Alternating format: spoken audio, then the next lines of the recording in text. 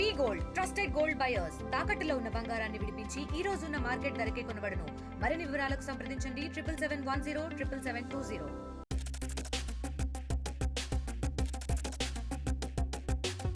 కర్ణాటకలో కొంతమంది కిరాతకులు చేసిన దారుణం ఇప్పుడు ఇండియా పరువుని మంటగలుపుతోంది.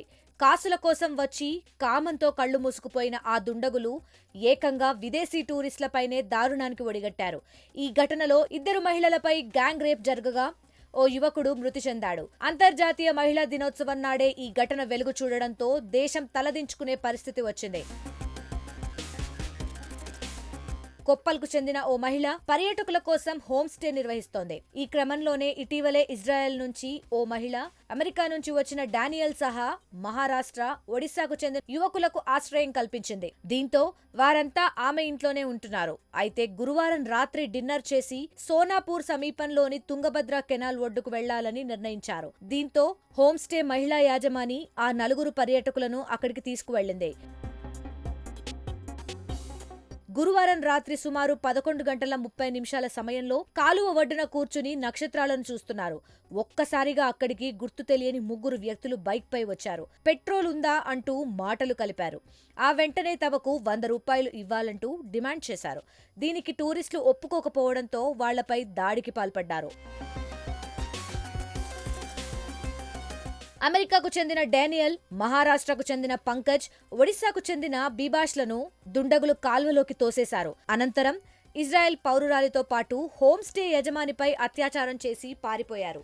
కాల్వలో పడ్డ డానియల్, పంకజ్ ఈదుకుంటూ ఒడ్డుకు చేరుకోగా బీబాష్ నీటి ఉధృతికి కొట్టుకుపోయాడు.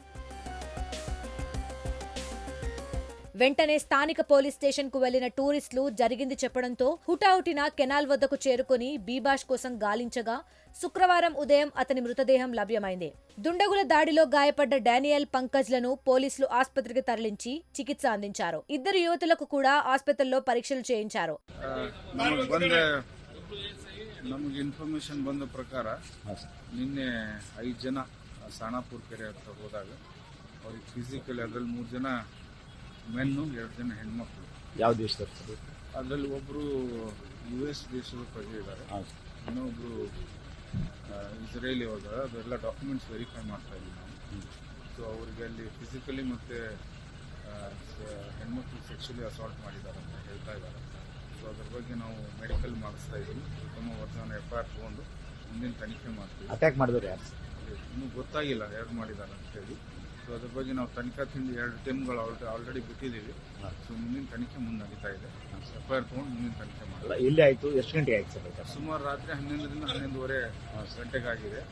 ಸೊ ಆದ ತಕ್ಷಣ ನಮ್ಮ ಅಧಿಕಾರಿಗಳು ಇಮಿಡಿಯೇಟ್ ಆಗಿ ಹೋಗಿದ್ದಾರೆ. ನಮ್ಗೆ ಇನ್ಫಾರ್ಮೇಶನ್ ಬಂದ ತಕ್ಷಣ ಸೊ ಅವ್ರಿಗೆ ಕರ್ಕೊಂಡ್ಬಂದು ಮೆಡಿಕಲ್ ಫಸ್ಟ್ ಏಡ್ ಮಾಡಿಸ್ಬಿಟ್ಟು ಇಲ್ಲೆಲ್ಲ ಮೆಡಿಕಲ್ ಟ್ರೀಟ್ಮೆಂಟ್ಸ್ ಎಲ್ಲ ನಡೀತಾ ಇದೆ.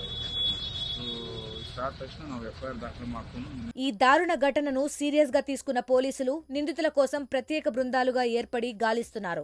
బాధితులు ఇచ్చిన ఫిర్యాదుతో పలు సెక్షన్ల కింద కేసు నమోదు చేసి అన్ని కోణాల్లో దర్యాప్తు చేస్తున్నట్లు పోలీసులు స్పష్టం చేశారు. కర్ణాటకలో జరిగిన ఈ దారుణం ఇప్పుడు దేశవ్యాప్తంగా రచ్చ జరుగుతోంది. మన దేశంలో ఉన్న మహిళలకే కాదు, ఇప్పుడు విదేశాల నుంచి వచ్చిన వాళ్లకు కూడా రక్షణ లేదని నిరూపిస్తున్నారు ఈ కామాంధ కిరాతకులు. మరిన్ని వీడియోస్ కోసం ఛానల్ ని సబ్స్క్రైబ్ చేయండి. లేటెస్ట్ అప్డేట్స్ కోసం వాట్సాప్ ఛానల్ ని ఫాలో అవ్వండి. ఆ లింక్ డిస్క్రిప్షన్ లో ఉంది.